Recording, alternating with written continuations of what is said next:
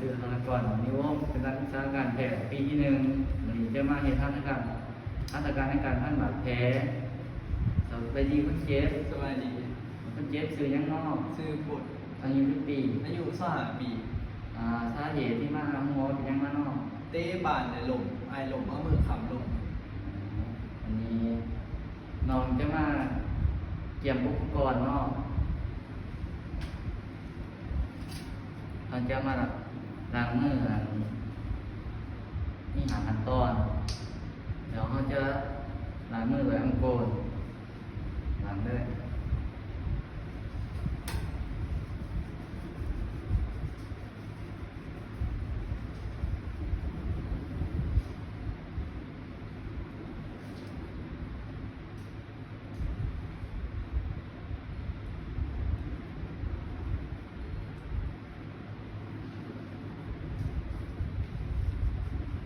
เดี๋ยวเขาล้างมือเรียบร้อยแล้วเขาจะมา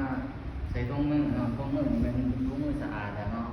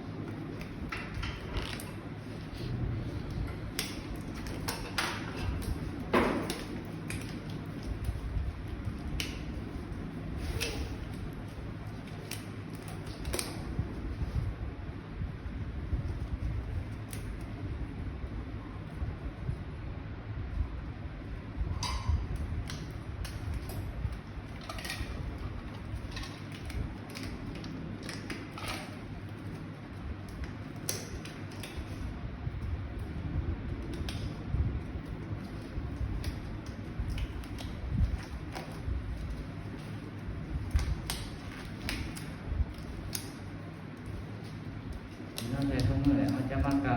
ำจุดประสงค์เพื่อให้เจ็บมาผูเนาะจุดประสงค์เพื่อป้องกันบ่ให้พยาธิอยู่นอกแทรกซึมเข้ามาอยู่ภายในบาดแผล2เพื่อห้ามเลือดออกจากบาดแผล3เพื่อป้องกันอาการฝนที่จะตามมาในภายหลังมันจะมาเดิน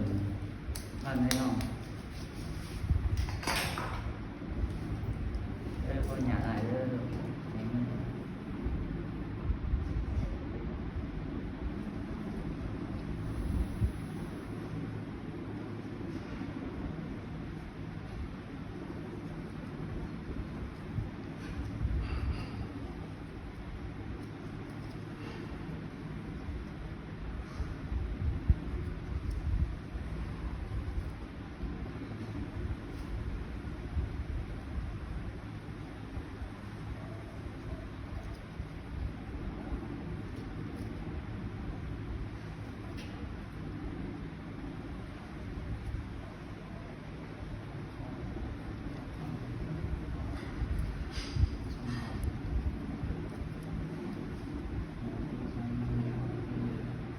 จุดสง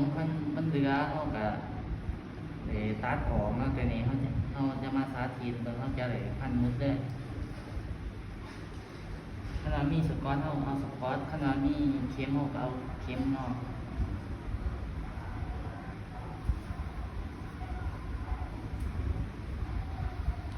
นี่เขาจะมากำหนดเรื่องบาดแผลเนาะบาดแผลที่หนองท่านแหน่นดื้อรวมโผดบ่พอดีเลยอันไอ้ร่องตีนไปนิ้วพี่น้องเบิ่งแน่จริงเลยปกติ